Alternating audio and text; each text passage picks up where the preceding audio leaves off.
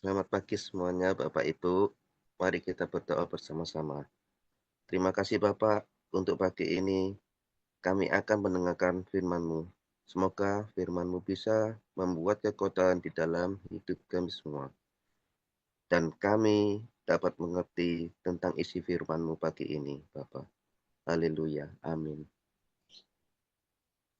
Amin. Terima kasih Pak Ali Andreas. Tuhan Yesus memberkati Bapak dan keluarga. Baik, kita akan memulai dari Ibu Nirliana. Silakan Ibu Nirliana. Baik, terima kasih Pak Roni. Mazmur 26 ayat 1 sampai 12, demikian firman Tuhan. Dari Daud. Berilah keadilan kepadaku, ya Tuhan, sebab aku telah hidup dalam ketulusan. Kepada Tuhan aku percaya dengan tidak ragu-ragu. Pujilah aku, ya Tuhan. Cobalah aku. Selidikilah batinku dan hatiku. Sebab mataku tertuju pada kasih setiamu. Dan aku hidup dalam kebenaran-Mu. Aku tidak duduk dengan penipu, dengan orang munafik. Aku tidak bergaul. Aku benci kepada perkumpulan orang yang berbuat jahat. Dan dengan orang fasik aku tidak duduk. Aku membasuh tanganku, tanda tak bersalah. Lalu berjalan mengelilingi mezbah-Mu, ya Tuhan, sambil memperdengarkan nyanyian syukur dengan nyaring dan menceritakan segala perbuatan-Mu yang ajaib. Tuhan, aku cinta pada rumah kediaman-Mu dan pada tempat kemuliaan-Mu bersemayam. Janganlah mencabut nyawaku bersama-sama orang berdosa atau hidupku bersama-sama orang penumpah darah yang pada tangannya melekat perbuatan mesum dan yang tangan kanannya menerima suapan. Tetapi aku ini hidup dalam ketulusan. Bebaskanlah aku dan kasihanilah aku. Kakiku berdiri di tanah yang rata. Aku mau memuji Tuhan dalam jemaah. Demikian. Ibrani pasal 11 ayat 1 sampai 20. Iman adalah dasar dari segala sesuatu yang kita harapkan dan bukti dari segala sesuatu yang tidak kita lihat. Sebab oleh imanlah telah diberikan kesaksian kepada nenek moyang kita. Karena iman kita mengerti bahwa alam semesta telah dijadikan oleh firman Allah. Sehingga apa yang kita lihat telah terjadi dari apa yang tidak dapat kita lihat. Karena iman Habel telah mempersembahkan kepada Allah korban yang lebih baik daripada korban Kain. Dengan jalan itu ia memperoleh kesaksian kepadanya bahwa ia benar. Karena Allah berkenan akan persembahannya itu.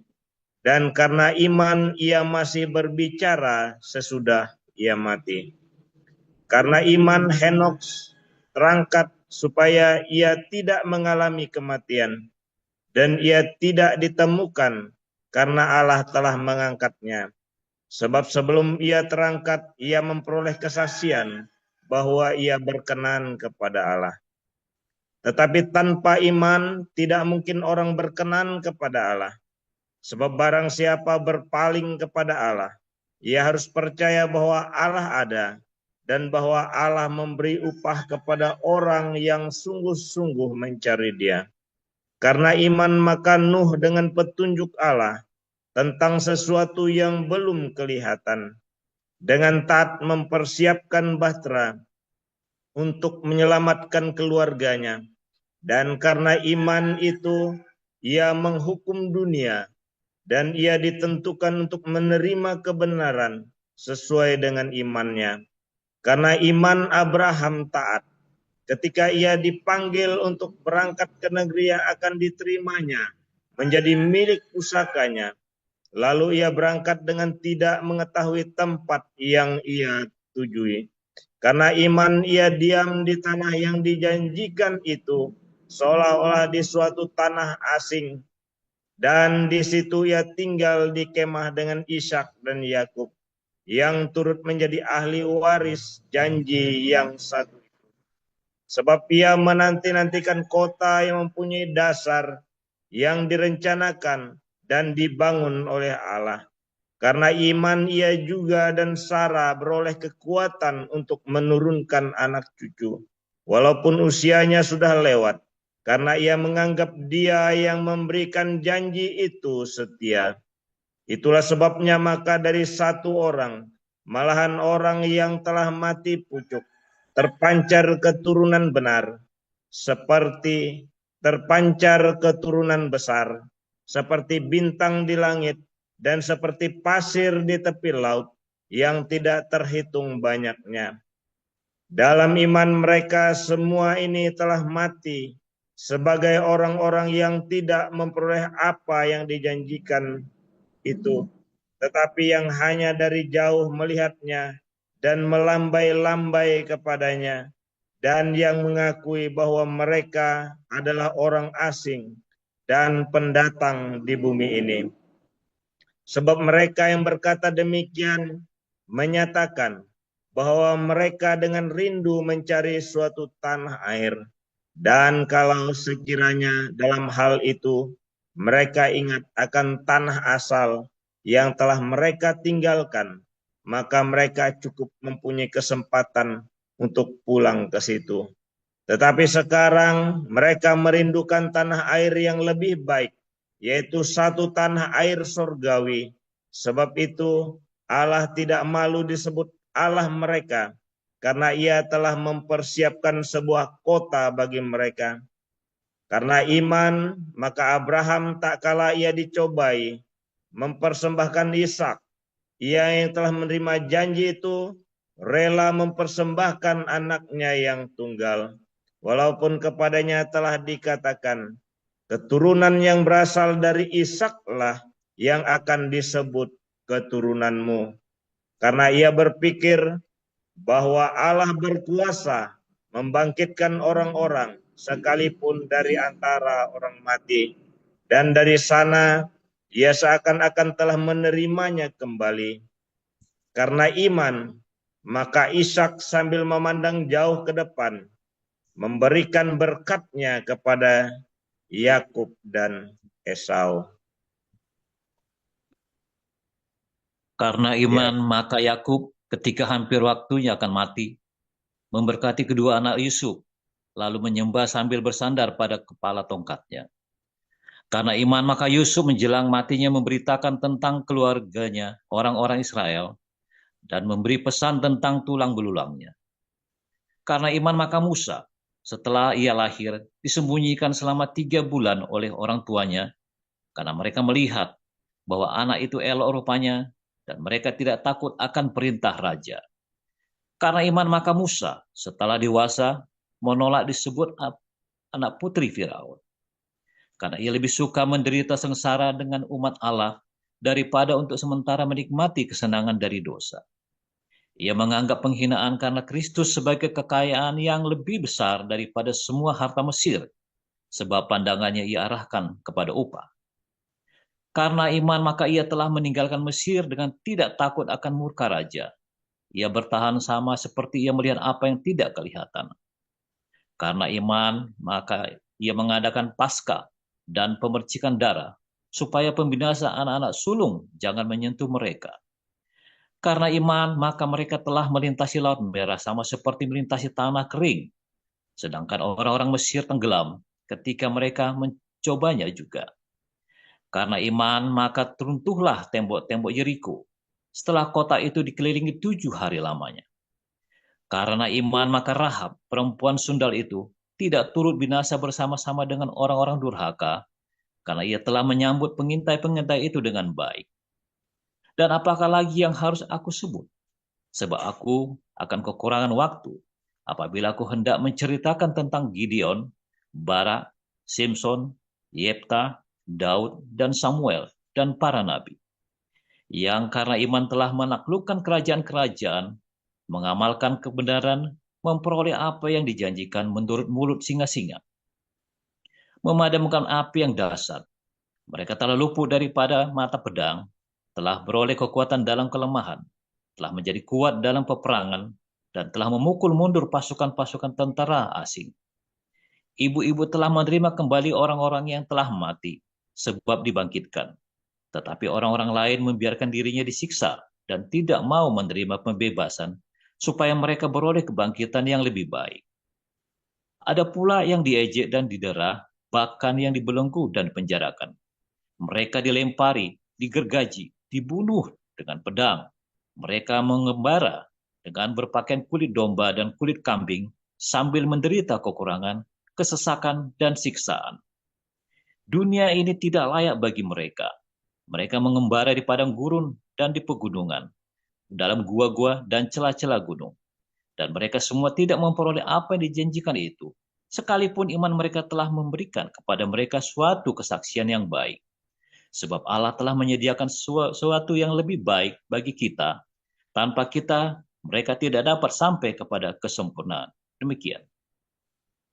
Ya, terima kasih para lektor yang sudah membacakan Alkitab hari ini, Pak Apul Yaan, Pak Kacanustino, dan Ibu Merliana.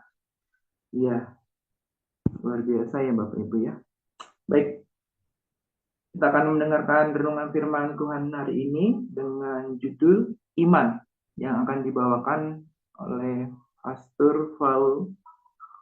Ya Bapak Ibu, sebelum Pastor Paul akan memulai, firman yang kita dengar itu bukan untuk orang lain, tetapi untuk diri kita sendiri Bapak Ibu. Ketika kita mendengar firman Tuhan, lalu kita melakukannya. Baik, kita akan mendengarkan renungan firman Tuhan hari ini. Silakan Pastor. Haleluya, firman Tuhan selalu baru setiap hari ketika kita menanti-nantikan Tuhan dengan penuh cinta, dengan penuh belas kasihan, bukan kasihan ya, tapi belas kasihan dan setia. Seringkali kita capek nunggu ya. Kalau kita capek lelah menunggu, artinya kita nggak punya iman ya. Siapa di sini yang sudah capek menunggu? Nah, artinya Anda nggak punya iman. Tetapi seringkali memang Anda menunggu yang salah loh. Anda sedang menanti-nantikan yang salah. Sehingga mau ditunggu sampai kapanpun nggak datang. Misalnya Anda mau nungguin bidadari, 70 bidadari. Ya sampai kapanpun Anda nggak dapat.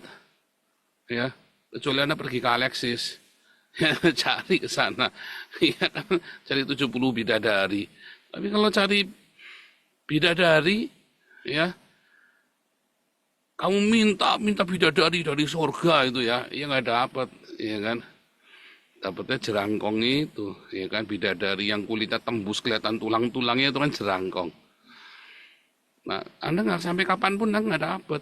Seringkali Anda menantikan doa, ya doa yang untuk memuaskan hawa nafsumu, sehingga Tuhan nggak sampai kapanpun kamu capek nunggu nggak dapat.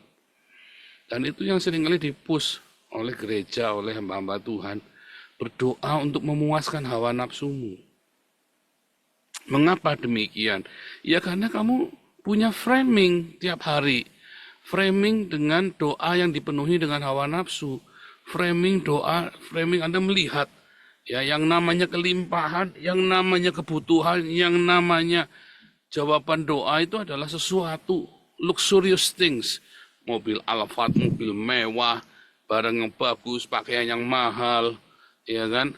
Dan rumah yang besar, dan segala macam kenikmatan dunia yang lainnya, ya, yang Anda inginkan, ya, sehingga Anda sampai kapanpun Anda tidak akan mendapat jawaban doamu. Anda ingin revival di Indonesia, tetapi gerejanya serakah. Tamak pendetanya, ya sampai kapanpun. Saya berdoa 15 tahun untuk Indonesia ya. Sampai saya akhirnya berangkat ke Belanda. Terus Tuhan ngomong dengan jelas. Berdoa pun apa yang mau didoakan? Apa arti revival bagi gereja? Arti revival bagi gereja adalah gereja penuh, duitnya banyak. Iya kan? Arti revival bagi gereja, wah bangunan rohani penuaian besar-besaran. Artinya jemaatnya tambah banyak, yang tadinya 100 jadi 2000. Itu yang namanya revival tuh. Lalu kolektenya perpuluhannya yang tadinya cuma 10 juta per bulan, sekarang bisa jadi 1 miliar. Itu namanya revival. Itu namanya kebangunan rohani. Itu definisinya gereja. Pendeta nggak jujur. Gembala-gembalamu nggak jujur. Makna revival itu apa sih? Makna revival kebangunan rohani. Ketika penjara-penjara dikosongkan karena mereka bertobat. Yang namanya kebangunan rohani, orang-orang datang mencari Tuhan Yesus. Lalu mereka belajar berbagi. Semua revival di dalam Alkitab selalu dikasih tulisan, maka tidak ada yang berkekurangan di antara mereka. Karena Tuhan memberkati mereka. Memberkatinya apakah hujan dari sorga, saudara, hujan emas. Oh ya, Pensacola hujan emas. Saudara, salah saudara ya. Pensacola itu adalah sebuah halusinasi, ilusi. Ya, dan pendeta-pendeta mengkhotbahkan kesesatan ini, ilusi ini. Saudara, ketika Tuhan berkata, maka tidak ada yang berkekurangan di antara kalian, itu artinya Anda berkorban, berbagi dengan sesama. Itu namanya revival.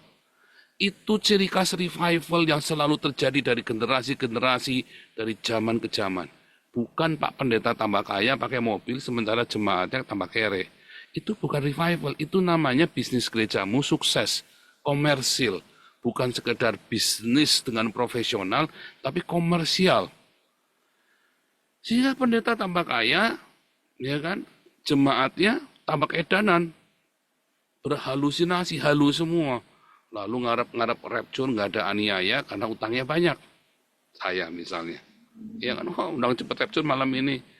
Ya kan, utangmu banyak, saudara. Undang cepet rapture. Undang cepet kiamat, utangnya banyak, baru bangkrut. Istrimu baru pergi. Suami, Tuhan kiamat aja ya. Itu kan, revival bagi gereja adalah gereja kemudian menjadi kaya raya secara rupiah, dolar. Sementara jemaatnya tidak urusan, yang penting datang, wah dihibur, wah jangan takut, kuatkan hatimu. Dikuat-kuat, ya dikuat-kuat. Dikuat-kuat tidak kuat. Karena dikuat-kuat supaya apa? Supaya kamu seperti Pak Pendeta. Contoh saya lihat, saya diberkati Tuhan. Wah lihat semua, saya dulu pakai mobilnya, mobil carry trung-tung, pakai Avanza butut. Sekarang lihat saya pakai mobil Alphard baru. Saya diberkati Tuhan dengan luar biasa. Itulah revival, definisinya gereja. Itulah kebangunan rohani, itulah pemulihan. Wah, kita dipulihkan secara ekonomi. Saudara, pemulihan secara ekonomi di dalam Alkitab adalah maka tidak ada yang kekurangan di antara kalian. Itu yang benar. Kalau Anda tidak menganut ini, berarti Pak Pendetamu salah. Alkitab dengan jelas, maka tidak ada yang kekurangan di antara mereka, sebab mereka selalu menjual apa yang mereka miliki dan membagi-bagikannya. Itu revival. Ya, itulah Pentakosta. Itulah Pentakosta. Kalau Pentakostamu tidak seperti itu, tapi hujan emas, debu emas, itu kamu sedang diracun sama Pak Pendetamu. Kamu sedang diracun oleh Pak Pendetamu. Sebab yang namanya iman yang benar, iman yang benar, hidup dalam iman adalah hidup ketika kamu terus menanti-nantikan Tuhan di dalam perbuatan baik, di dalam kamu berbagi. Namanya berbagi, kamu punya 1 miliar, kamu bagi 10.000, itu kamu jangan nanya, itu namanya bukan bagi. Ya, kalau punya 1 miliar, kamu berbagi 800 juta, itu namanya berbagi. Kalau kamu punya 10 juta, kamu cuma ngasih 10.000, namanya bukan berbagi. Kamu punya 10 juta, kamu buat berbagi dengan sesama, kasih makan 3 juta. 4 juta itu namanya berbagi. Ya, beneran saudara ya. Loh, kalau Pak Paul, saya punya 20 juta sebulan. Lalu yang dibagi semuanya. Cuman tak potong buat bayar pajak, buat bayar asuransi, karena wajib asuransi, buat bayar sewa rumah. Sisanya saya bagi semua. Ada sisa lagi tak kirim ke yayasan. Ada sisa lagi kita kirim ke yayasan. Ya, zaman dulu kan kita berlimpah ya, kadang-kadang sampai 30-40 juta sebulan ya. Saya kirim. Dan kalau ngirim itu 10 juta. Ini saya cerita bukan lagi pamer, supaya kamu niru, supaya kamu nyontoh. Ya begitu surplus, kirim semua, tak kirim semua. Kenapa? Ya karena saya di sini semua kita dicukupi kelimpahan. Loh, Pak nggak pengen beli baju baru? Ya beli kan gak usah mahal-mahal biasa. Ini baru ya. Ini baru kemarin baru beli 2 bulan yang lalu. Murah ya, cuma 30 euro itu berapa 500 ribu. Ya memang harganya segitulah paling murah lah di sini di Belanda ya, di toko kayak Matahari gitu ya belinya. Soalnya itulah yang namanya iman. Lalu tiap hari ya kita percaya kita beriman. Ya kan? Kita berbagi. Wah, berat Pak. Ilah. Katanya Tuhan Yesus, sungguh sesaklah jalannya. Sungguh lebarlah macam neraka, sungguh sesaklah jalan menuju surga. Ya, itu kata Tuhan Yesus lah, kamu mau yang mana? Wah, aku mau yang lega tapi masuk surga. Lega masuk surga ya enggak ada, saudara. Selawe jaluk selamat kata Pak Toping. Enggak ada jalannya lega masuk surga. Enggak ada. Jalannya lega masuk neraka. Ya kan lebih mudah unta masuk lubang jarum daripada orang kaya masuk kerajaan surga kan? Loh, kamu kalau pengen benar-benar punya iman, loh Abraham kaya, iya Abraham kaya, tapi dia mengorbankan anaknya Ishak. Itu harta yang paling dia idam-idamkan. Dia tunggu puluhan tahun untuk dapat Ishak. Dikorbankan. Ya, apa yang menjadi paling berharga dalam hidupmu itu kamu berikan. Itu namanya iman. Kamu berikan bukan buat Pak Pendeta, salah kamu. Tapi untuk sesama, untuk dibagi kepada orang-orang miskin, sehingga di antara kita tidak ada lagi orang miskin. Anda hanya dengar khotbah macam begini hanya di sini. Kamu di luar sana. Mereka adalah serigala-serigala yang siap memindahkan uang dari kantongnya mereka, dari kantongmu ke kantongnya mereka. Di sini kamu diajarin, uang dari kantongmu pindah ke yayasan untuk dibagikan sesuai dengan kebutuhan, keperluannya. Sehingga ketika kamu berdoa, Allahku kan mencukupi keperluanku menurut kekayaan dan kemuliaannya. Oh, saudara, itu tuh benar-benar dicukupi menurut kekayaan dan kemuliaannya. Siapa? Melalui Anda. Tuhan tidak pernah kirim hujan emas. Ya, nggak kayak ceritanya Sunan Kalijaga, Tuhannya bikin daun pakai emas, bikin emasnya dari daun. Itu bohong, saudara. Kamu kalau pergi sama engkau di Glodok, engkau di sawah besar, harganya berapa engkau? Harganya ya 1 M lah. Itu bayarnya pakai daun boleh enggak kau? Nah itu tuh, Sunan Kalijaga tuh, emasnya dibuat dari daun. Loh itu kan mujizat, ya itu bohong, enggak ada yang begitu. Enggak ada, itu cuma dongeng. Artinya Sunan Kalijaga itu cuma dongeng cerita itu. Yang dia bisa, ya katanya si Sunan Bonang itu bisa ngerubah, Sunan Gunung Jati itu bisa ngerubah daun jadi emas. Itu cuma dongeng, enggak ada yang begitu. Sama Pensacola hujan emas juga cuma dongeng, kamu jangan mau dibohongin. Tidak ada. Lalu bagaimana? Tapi jemaatnya ya kere semua. Kamu tak lihat jemaatnya Pensacola. Di luar itu masih banyak gembel, masih banyak orang miskin. Coba tanya jemaatnya masih banyak yang miskin. Kamu coba tanya jemaatnya Hagios. Nggak ada yang miskin. Nggak ada yang tidak bisa bayar uang sekolah, nggak bisa bayar BPJS. Nggak ada yang sampai nggak bisa kontrak rumah. Nggak ada yang sampai tinggal di jalan. Itu yang Tuhan ajarkan, saudara ya. Itulah iman yang benar. Emet. Kesetiaan. Ngelakuinnya bukan cuma sekali. terus berulang, terus berulang, terus berulang. Kalau gitu enggak boleh nabung, boleh. Tetapi lebih penting lagi, kamu berbagi dengan sesamamu ketika ada yang enggak bisa bayar kontrakan. Kamu titipkan ke yayasan. Bukan buat saya.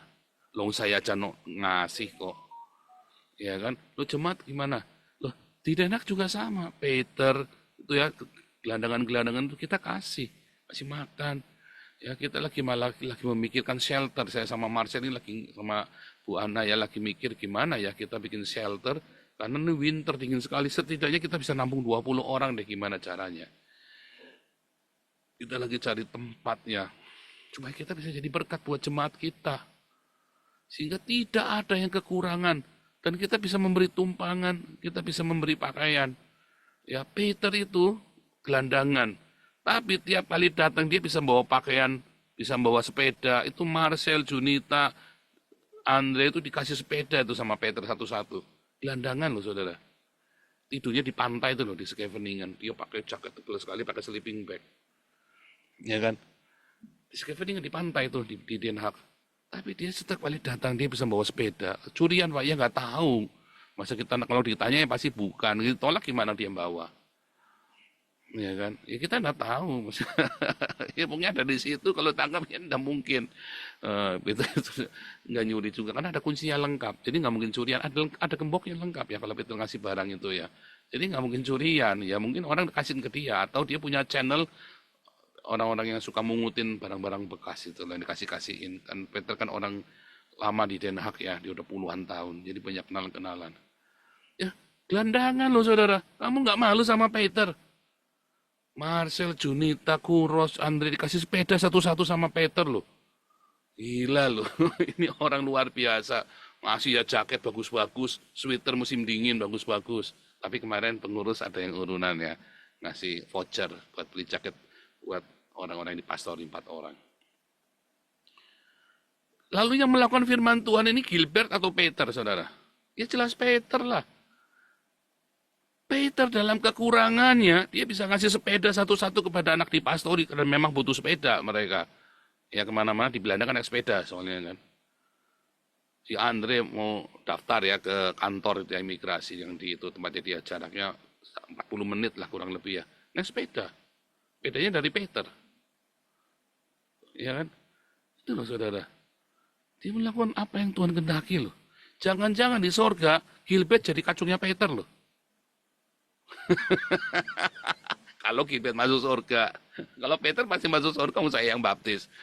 Dan dia berbagi beneran ya. Makanan, dia datang bawa makanan, dia datang bawa kopi, dia datang bawa bolu enak, cake. Dia paling ya. Kamu kalah sama Peter. Gilbert. Dalam segala kekurangannya dia bisa memberkati kita. Dan ketika saya memberkati dia balik memberkati lagi. Hidupnya selalu menjadi berkat. Ya. Itu yang namanya iman. Ya. Haleluya, bagaimana dengan Anda? Kamu pakai imannya Gilbert, apa imannya Peter? Peter kuning itu ya, Peter yang kita baptis yang botak itu, yang tua umur 70 tahun ya. Kemarin baru ulang tahun ya, tanggal 6 September. Oh, mau mana? Imannya siapa? Mau imannya ya tanggal 26 September ya, imannya Peter, apa mau imannya Gilbert, saudara? Ya imannya Peter. Ya kan? Orang kaya susah masuk surga. Peter jelas ya. Haleluya.